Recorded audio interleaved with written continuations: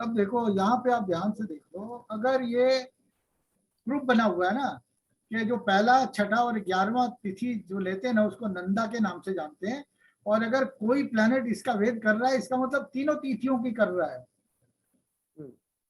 इसमें। तीनों तिथियों की रहा है। अब हाँ 1, 6 और 11। हाँ, अब जैसे मेरी जिसके होंगे, जिसके जिसके भी होंगे उन सब पे एप्लीकेबल हो जाएगा। उस सब पे एप्लीकेबल हो जाएगा। हाँ ये तो नहीं जैसे मेरी छठी तिथि है, मैं छठी तिथि को पैदा हुआ, तो छठी तिथि को अगर ये वेद भी हो रहा है तो छठी तिथि को ही प्रॉब्लम आएगी जो ट्रांजिटिंग पीरियड चल रहा होगा उसमें। आपके लिए आएगी ना, वो तो आ ही रही है, मतलब आपकी है इसलिए उसकी आपको आ रही है। जिसकी 11वीं होगी उसकी भी आएगी, जिसकी पहली होगी उसकी भी आएगी, लेकिन जिसकी बाकी दूसरी, तीसरी, चौथी, छठ, सातवीं, ये उन सबको नहीं आएगा। जिस जातक की अलग अलग। पहली, छठी और एकादशी होगी उसको प्रॉब्लम होगी,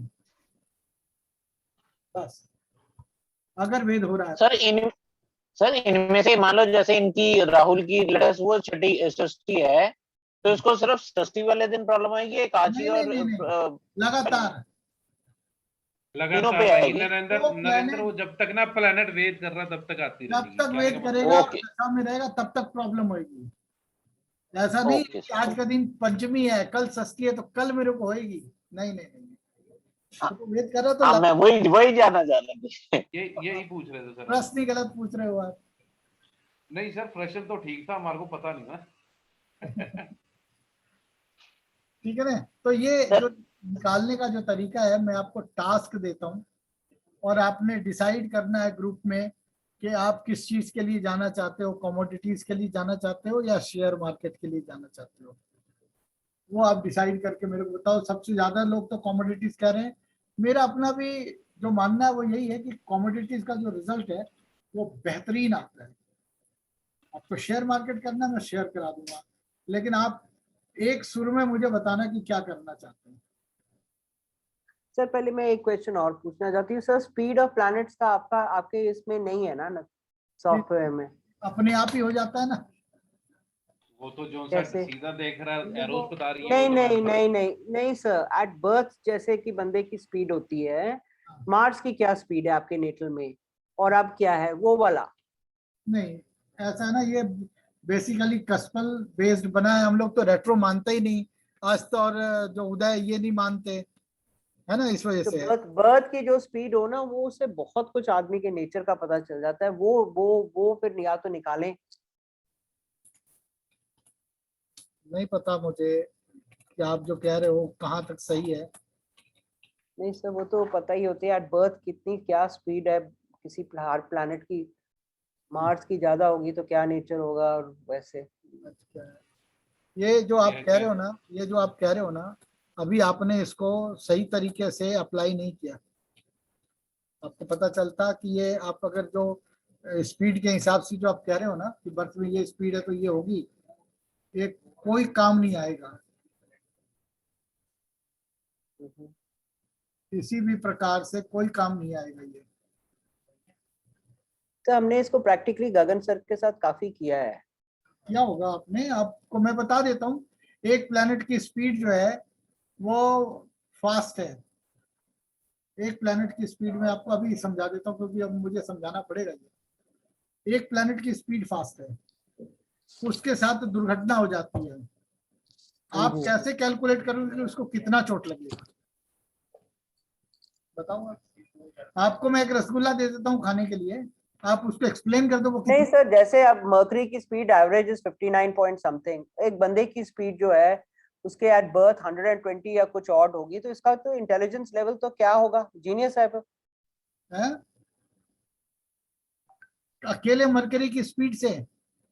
नहीं हाँ जी, मतलब अलग अलग प्लैनेट्स की वो स्पीड देखो। अब मार्स की अगर स्पीड आपकी है, I think average speed is, Mars और मर्करी दोनों की 59 ही होती है। तो अगर आपकी ये अगर ऐसे मार्स की आपकी बिलो एवरेज है, तो उस बंदे में तो कोई किसी तरह की वो करेज ही नहीं है। वो तो एट सर ये स्पीड्स का ना वो ये उन्होंने स्पीड वो कुछ कितने दिनों बता तक रहे थे रहता वो। है, एक मिनट, कितने दिनों तक ये स्पीड बरकरार रहता है ये बताओ आप। बर्थ वाला जो speed at the time of birth only देसी। भाई at a time of a birth तो उसमें मेरा भी जन्म हो सकता है, आपका भी हो सकता है, 50 और लोगों का हो सकता है, तो सबका आईक्यू हाँ। लेवल क्या सेम रहेगा?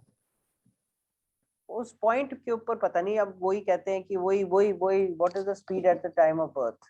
आप लॉजिक तो दोगे ना कि भैया मेरा शुक्र और जो शनि है इकट्ठे बैठे थे तुला राशि में, शुक्र हाँ स्वराशि जी। हो गया और शनि उच्च का हो गया, तो ये मेरा हाँ। राजयोग बन गया हम्म। तुला लगन में या वृषभ लगन में या मकर और कुंभ में।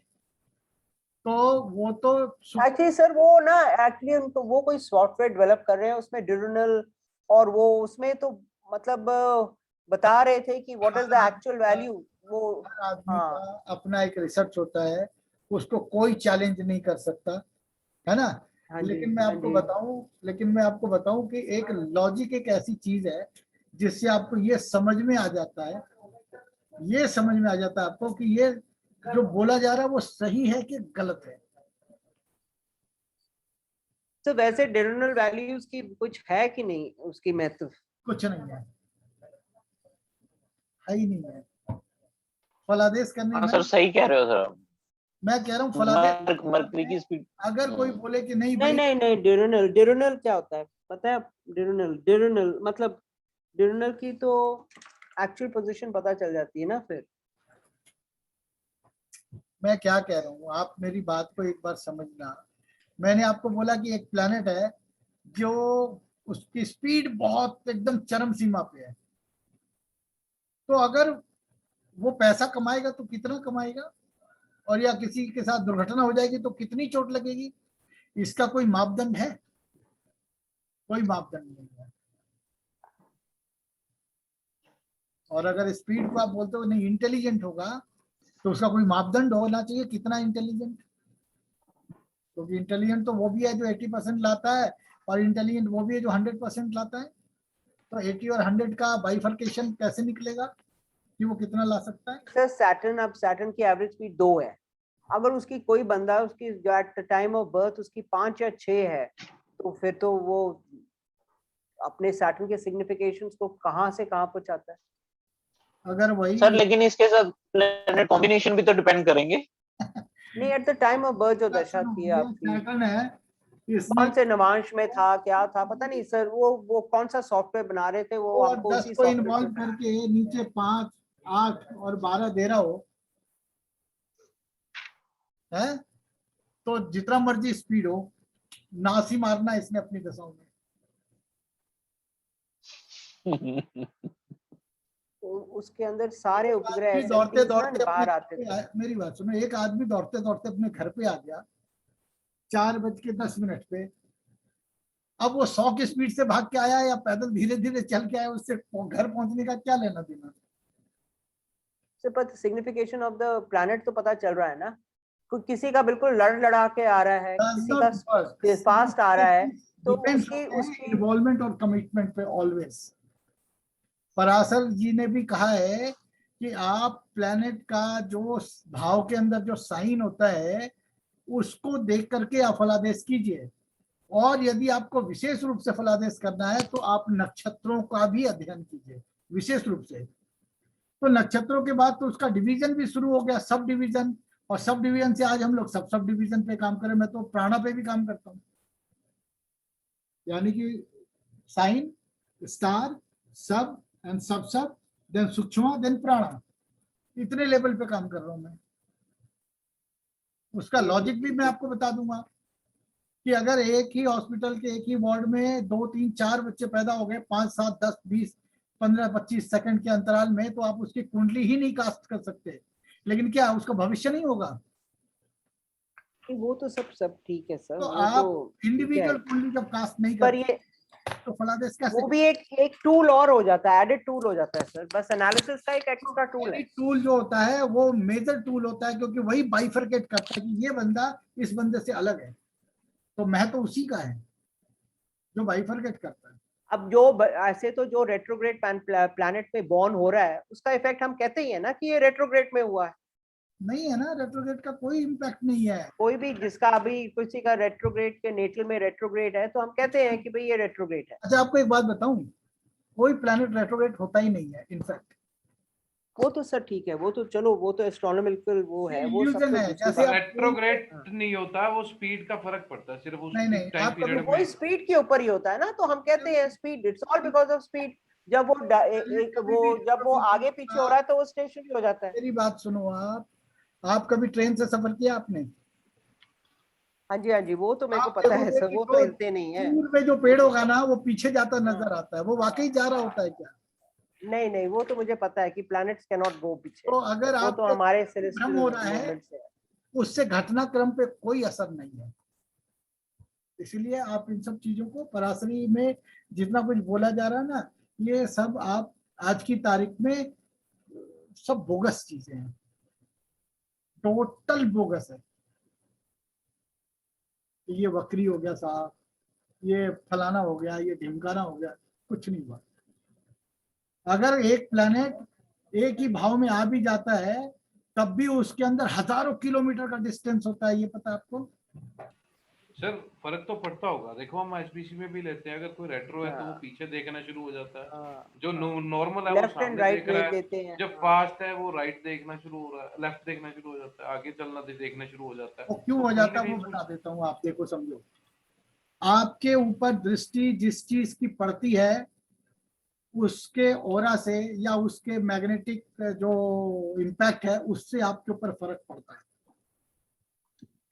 तो जब वो एक लाइन में आते हैं जिससे आपके शरीर के ऊपर उसका प्रभाव पड़ता है, तब वो रिजल्ट देता है। ये तो आप मानोगे ना कि प्लैनेट उतनी दूर बैठा है, उसका कुछ ना कुछ तो इम्पैक्ट बॉडी पे आता है, तो कैसे आता है? तो उसका जो प्रॉपर्टी है ना, मैग्नेटिक प्रॉपर्टी जो भी है, उससे इम्पैक्ट होकर के संचालित होता है। अच्छा, अगर ऐसा आप बोलते हो कि नहीं साहब ये भी मेरे को लॉजिकली ठीक नहीं लगता है, तो मुझे एक बात बताओ आप, कि जिस दिन पूर्णिमा होती है उस दिन पागल उग्र क्यों होते हैं? सबको चेन से बांध देते हैं, जो थोड़ा बहुत भी जिसके अंदर वो रहता है। पता है क्यों?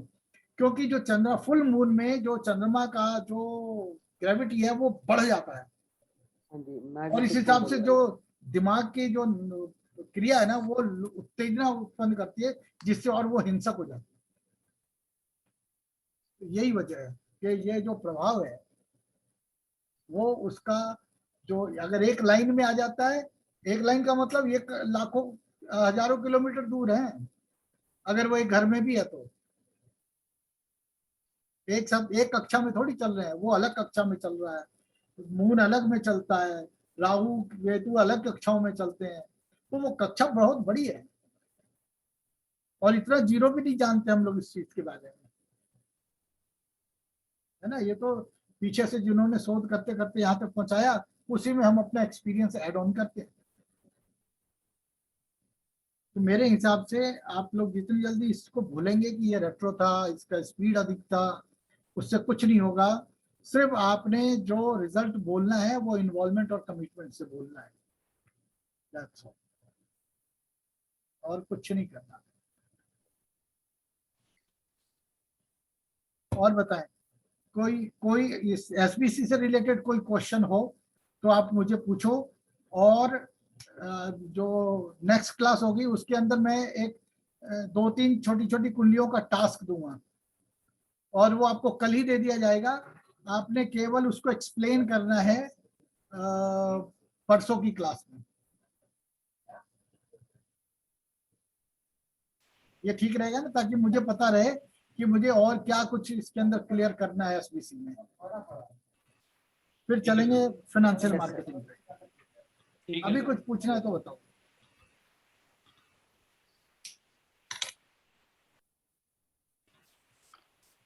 सर जैसे हाँ, आप कमिटमेंट और इसकी बात कर रहे थे, जैसे कमिटमेंट और इन्वॉल्वमेंट की।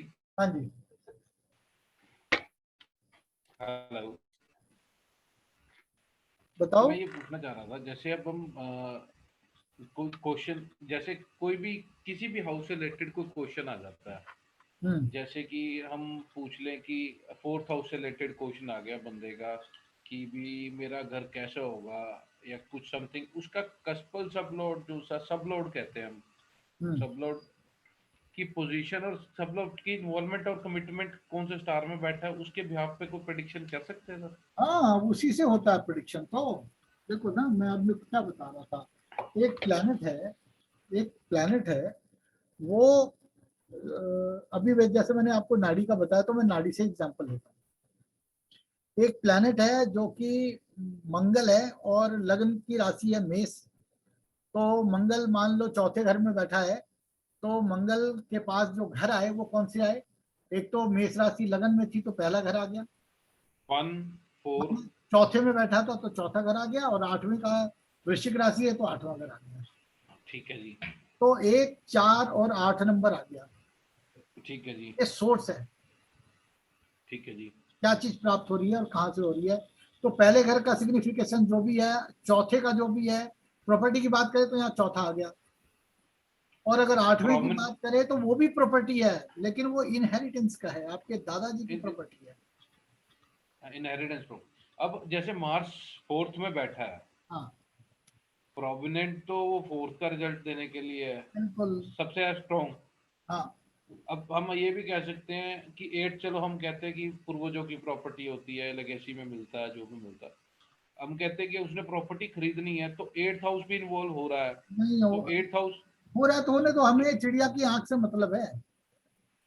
चौथे घर को खरीदना है, अब उसके साथ 1 और 8 आया, उससे हमारे को कोई लेना देना नहीं, हम उसकी बात ही नहीं कर रहे। नहीं, 8 ऑब्स्टेकल्स आएंगी। क्यों आएगा? तो सोर्स में है, कमिटमेंट में थोड़ी है। अच्छा जी, कमिटमेंट पे अगर 8 आता है लेवल पे तब तो दिक्कत है। ऑब्स्टिकल डालेगा वो। ओके। अब अब वो जो मंगल है वो मान लो शुक्र के नक्षत्र में बैठ गया, भरणी नक्षत्र में, ठीक है जी, या कर्क राशि चौथे घर में बैठा हुआ है, तो मेष राशि में जो कर्क राशि आएगा उसमें पुनर्वसु, पुष्य और आश्लेषा नक्षत्र आएंगे। हाँ जी, हाँ जी, तो मान लो पुनर्वसु में बैठ गया, ठीक है तो जी, पुनर्वसु नक्षत्र का मालिक है गुरु। तो मेष राशि वालों के लिए 9वें और 12वें घर का मालिक हो गया, ठीक है जी, और वो मान लो बैठ गया 11वें में। ठीक है जी, ठीक है जी। तो तो उसकी जो इन्वॉल्वमेंट हो गई वो हो गई 9 9 9 11 और 9 12, 11 12। ठीक है जी, 1 4 1 4 8 9 11 एंड 12। अब ये जो है ना, इसमें से हमारे को इवेंट्स निकालना है। ठीक है जी। तो इसका जो सब लॉर्ड है मंगल का, वो फेवरेबल हाउस में होना चाहिए, है ना। तो प्रॉपर्टी से ठीक प्रॉपर्टी है सर। खरीदने के लिए तो वो या तो वो बैठ जाए 4 में, या 11 ठीक में, है जी, या 12 में। लेकिन ठीक है अगर जी। केवल और केवल वो बैठ गया 6 8 12 या 3 10 में, में 10 में, तो लेने नहीं देगा। क्यों? क्योंकि 3 में 10, हाँ 3 तो प्रॉपर्टी को भी निगेट कर देगा। निगेट कर देगा। तो आपको जो हाउसेज इन ऑपरेशन चाहिए, आपको केवल वही देखना है, अदरवाइज कुछ नहीं देखना। वो डिटेलिंग सारी मैं दशाओं में करा चुका हूँ। और मुझे याद है कि जब दशा करा रहे थे तो 2 जने नहीं आए थे, अब कौन 2 जने थे नहीं पता मेरे को, तो आप उसके अंदर पढ़ लेना, ठीक है ना। और कोई क्वेश्चन हो?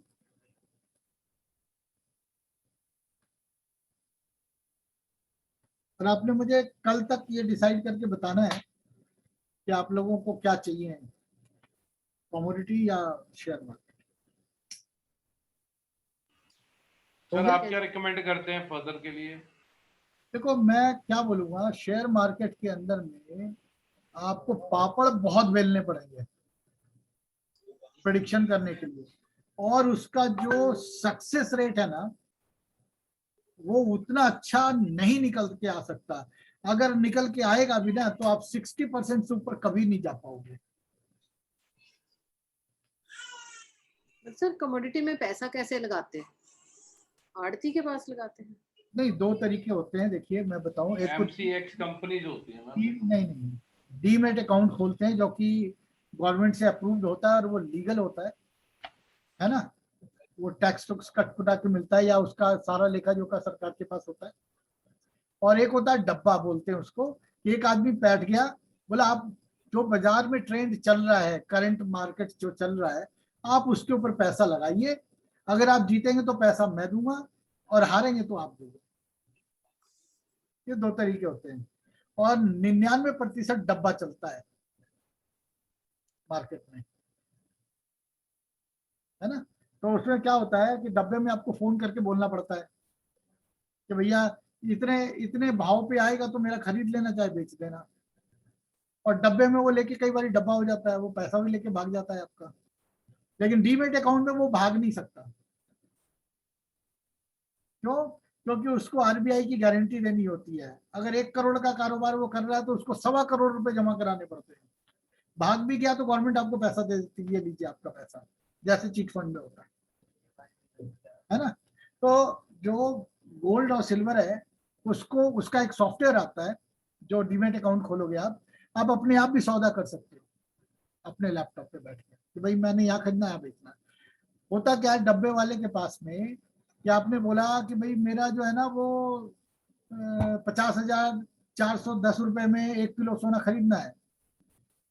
तो वो क्या करेगा, वो 50,610-20 रुपए में ले देगा आपको कि भाई भाव यही आया था। लेकिन जब आप खुद करोगे तो वो 200-300 रुपए का मार्जिन आपको मिल जाएगा, उसमें कुछ एक्स्ट्रा नहीं जाएगा। और हमेशा कॉमेक्स में करना चाहिए, यानी डॉलर में करना चाहिए। एक्सचेंज में बड़ा नुकसान होता है एमसीएक्स में। क्यों? क्योंकि अगर रुपीस 1 पैसा भी टूट गया ना तो 1 किलो सोने पे 300 रुपए का डिफरेंस आता है। कई बार आप देखोगे कि बाजार जो है वो नीचे आ गया डॉलर के हिसाब से, लेकिन वो रुपीस में नीचे आया ही नहीं। क्यों? क्योंकि वो 1 रुपया टूट गया। 1 रुपया टूट गया का मतलब आप लगा लो, अगर 1 पैसा 300 रुपए के बराबर है तो 100 पैसा कितने के बराबर हो गया। तो बाजार अगर उतना नीचे आ भी जाए तो भी फर्क नहीं पड़ना, क्योंकि आपको रुपये में उतनी देना है। लेकिन डॉलर में एक्सचेंज की मार नहीं पड़ती आपको, है ना। ये सब चीजें हैं जो कि आपको समझना पड़ेगा। वो सारा कैलकुलेशन मैं समझा दूंगा आपको किस सर तरीके। उसका सॉफ्टवेयर अलग है, हाँ किसी को अपग्रेड? नहीं, वो मैंने अलग बना रखा, मैं आपको दिखा देता हूँ। वो अलग से खरीदना पड़ेगा मतलब अगर इस पे जाए? वो उसकी सब्सक्रिप्शन है, वो आपको ऐसे नहीं मिलेगी। अच्छा, वो कैसे है सर, पर मंथ? 29,000 रुपए 1 साल का और 3 महीने का 10,000 रुपए।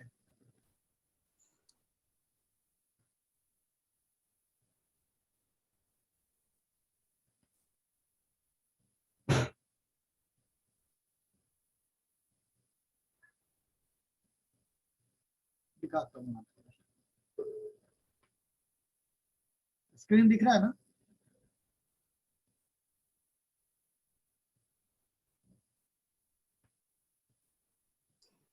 अभी तो आपका डेस्कटॉप दिख रहा है। हाँ हाँ वही कह रहा हूँ, डेस्कटॉप ही लगाया है। ये मेरा कमोडिटीज का है ना। इसमें आपने जैसे सपोज खोला,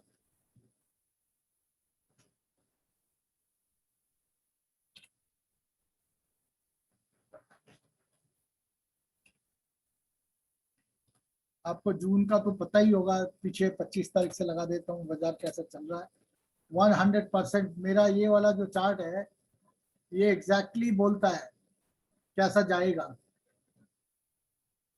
अब आप देखो बाजार जो है ना वो चलते चलते जून में आपने देखा होगा तो 2 जुलाई से लेकर के अभी तक में डाउन ट्रेंड में है।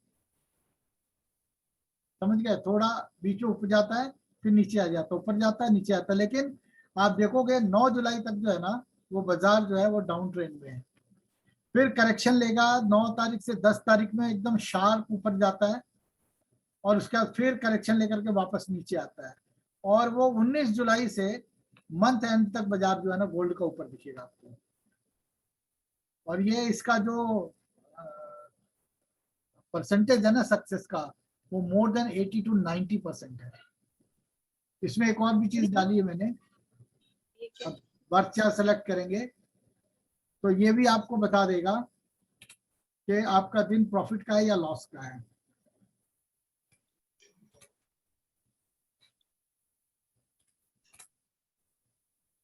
देखिए ये दोपहर के बाद से ये ग्रीन दिखा रहा है, यानी कि आपके पास पैसा आएगा, है ना। राहुल कितने बजे डाला था पैसा? सर मैंने डाला, सर एग्जैक्ट बता देता हूँ मैं आपको। तो आपको मैसेज किया था ना। 2 पेमेंट आई है मेरी, सब 12 बजे के बाद आई है। एक 12,000 था, एक 12,500 था।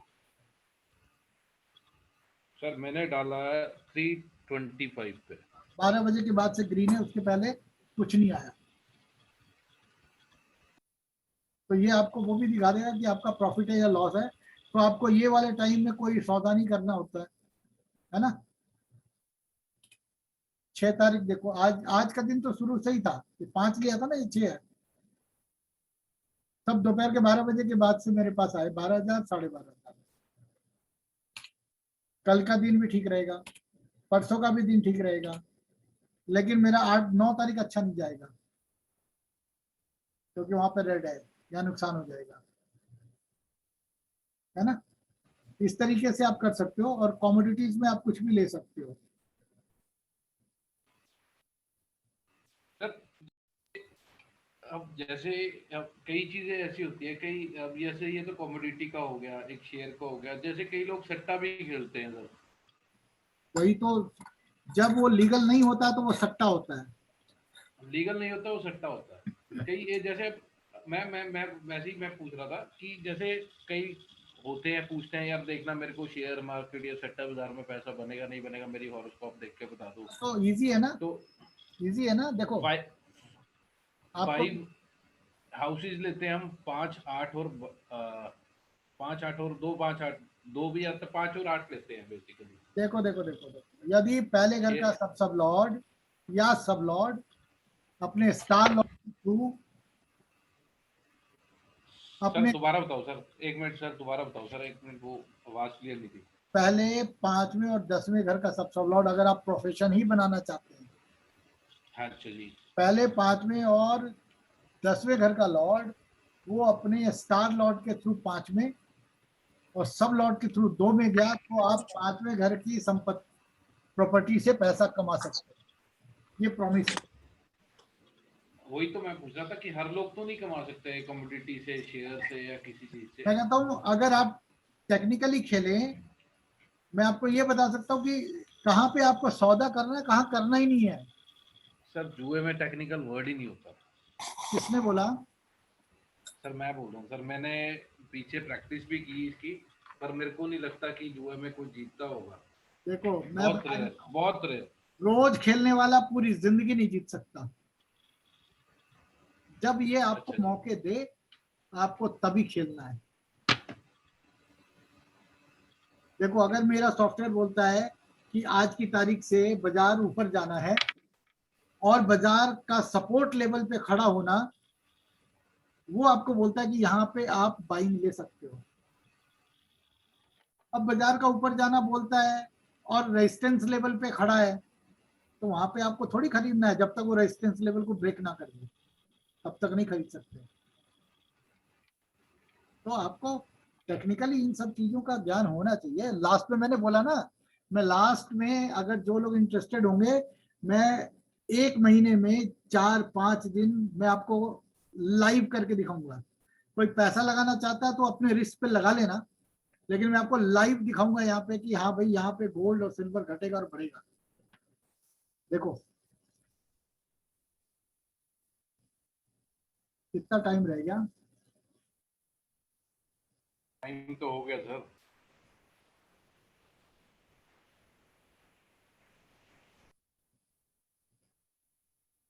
4 मिनट है, अभी तो बहुत टाइम है। 4 मिनट में तो दिखा दूंगा।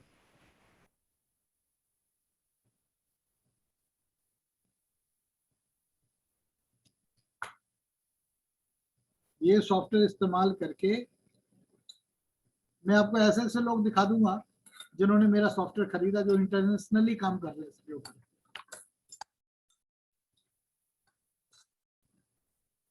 ये फ्री है साइट जी, जीसीआई का, ये आप लोग डाउनलोड कर सकते हो। इसमें करंट जो है ना वो दिखाता है, स्पॉट गोल्ड, स्पॉट सिल्वर, सब।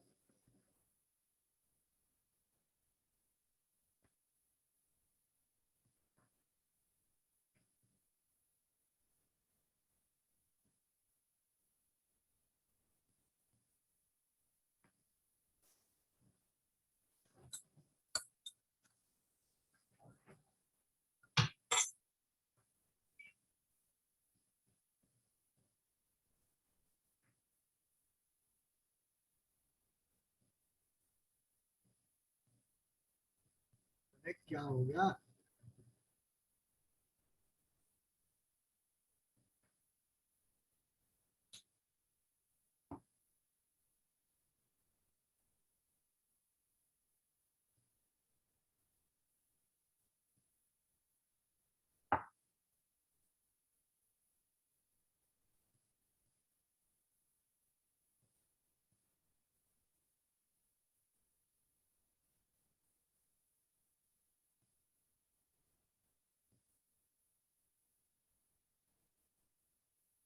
देखो बाजार जो है ना, अभी यहाँ से चला था 30 मिनट्स है, 5 जुलाई है ना, ये चलता जा रहा ऊपर गया, लेकिन यहाँ से फिर करेक्शन लेके नीचे, ये अभी नीचे आता चला जाएगा। ये जैसा ही लाइन ब्रेक होगा ना, और बाजार बहुत नीचे आ जाएगा। ठीक है, इसका वो बढ़ा लो आप, 1 डे कर लो। देखो आप बाजार का ट्रेंड कैसा है, डाउन ट्रेंड है। यहाँ से ये जैसे ही यहाँ से 1760 अगर काटा ना, तो सीधा 1720 पे आ जाएगा। ये देखो लो लगा हुआ है यहाँ पे। तो ये जो ट्रिगर निकालने का जो तरीका है, अभी आप सौदा नहीं कर सकते कुछ, क्योंकि बाजार को नीचे आना है, लेकिन बाजार जो है ना तो हाई पे खड़ा है और ना ही लो पे खड़ा है, तो आप यहाँ सौदा नहीं कर सकते। रोज करने वाला कभी जीत ही नहीं सकता। ये जब आपको मौके देगा, आपको तभी करने हैं, और महीने में 4 बार 5 बार से ज्यादा सौदा नहीं करना होता है। आप रोज लगे रहोगे तो हारोगे ही हारोगे, ये रूल है। जो प्रोफेशनली करते हैं सर, वो तो बाइंग एंड ट्रेडिंग डेली करते हैं। तो वो क्या करते हैं ना, जैसे आपको मैं दिखा देता हूँ। देखो रोज करने वाले लोग क्या करेंगे, आज कितना जाएगा कितना आएगा, तो वो 5 मिनट का चार्ट खोलेंगे। ठीक है जी, 5 मिनट के चार्ट के अंदर आप देखो हाई क्या लगा है 1814 का, लो क्या लगा हुआ है यहाँ पे 1794 का। अब इसको क्या करेंगे, बिल्कुल नीचे लेके जाएंगे। 1794 से नीचे अगर आता है 1794, 92, 91, 89, 1789, 1788, तो 5 मिनट के चार्ट के अंदर जो डेली इंट्राडे करते हैं ना, सबसे नीचे क्या लगा 1788, और हाई क्या है ऊपर यहां देखते जाना।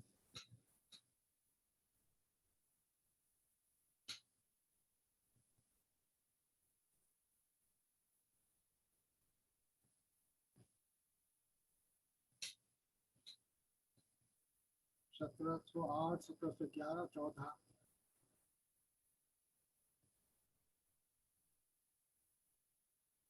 1714, 95, यानी 15, 1715 पकड़ लो मोटा मोटी, 1715 तो ऊपर 1700 क्या था 1815 ना, 1815। अब क्या हुआ 1788 और 1815 को जोड़ के 2 से डिवाइड कर दो, गोल्ड वहीं चल रहा होगा सेंटर पॉइंट। अगर सेंटर पॉइंट से नीचे है तो उसका ट्रेंड नीचे चल रहा है, और अगर ऊपर है तो ऊपर चल रहा है।